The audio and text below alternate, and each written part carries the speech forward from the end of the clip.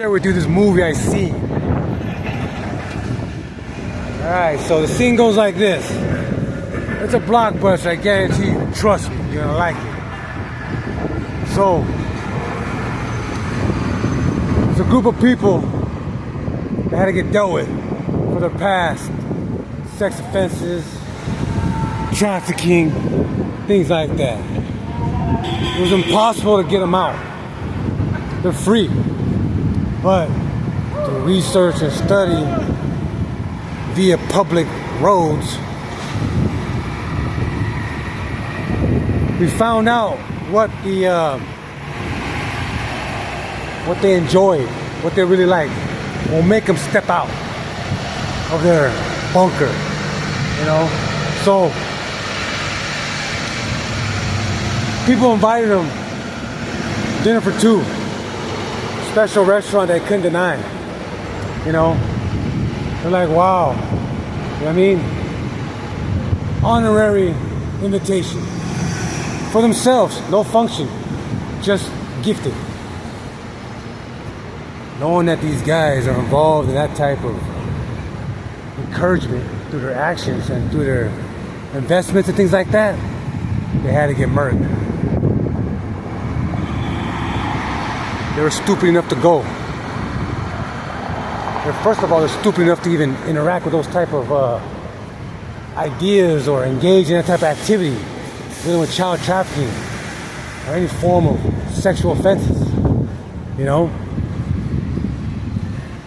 So there's another part of the movie where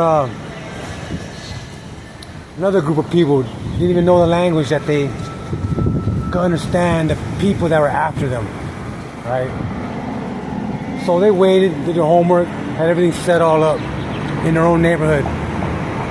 They threw a party amongst themselves, strictly the men, part of the group. They want to put so much reality in their life, of repercussion, that they went ahead and threw 10 grand, $50 bills, threw it toward the house, on their lawn, on their porch, everything. That everybody in place in their neighborhood since a day ago, not knowing the roofer is part of the group that wants to eliminate them for the fact of what they've been doing against the public, which they thought was honorable, but it's definitely a violation against children, women, and the innocent.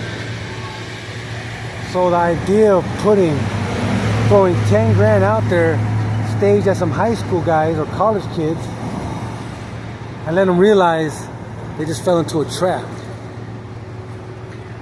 No violence was needed, but the message was brought to their heart, to their subconscious, in every step of their life. Because did they dare pick that money up? No. Was there innocent people there? No, it was just them, the target.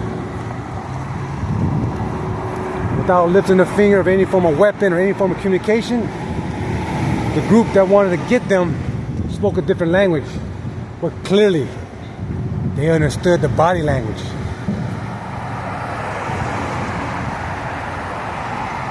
Did they pick up any money? They didn't dare, but they got the point that you already lost. You already convinced yourself you're weak and you will be got. You know what I mean? Just a matter of time. So imagine walking around knowing that you're going to get killed at any point because of what your past actions, because these people do not play and they protect the people. So you have to be at the top of the list to try to continuously act upon these desires and think you get away with it to where they finally go, you know what? We don't do this for fun. We do it for real. And they want to expand that in movie scenes. Because, you know why? It's a true story. Not political. It's of the heart. Of course, these are all sins, but Paul used to persecute Christians. So they'll be accountable for their own actions. And they taking out sex offenders, human traffickers. They taking them out. And then they building a psychology in their head where their dreams are nightmares. Their thoughts when they look around is nightmares. Because they're bringing justice to those people, persecute them without even touching them. Imagine that, huh? You really think you're that creative? Get away with these type of things? Yeah, we leave in the hands of God. But there's people out there I will say, you know what? Paul used to persecute Christians. We just persecuting them. I'll turn my life over to God and I'll be accountable for those situations. You know what I mean? I told you guys I like the movie. It's real.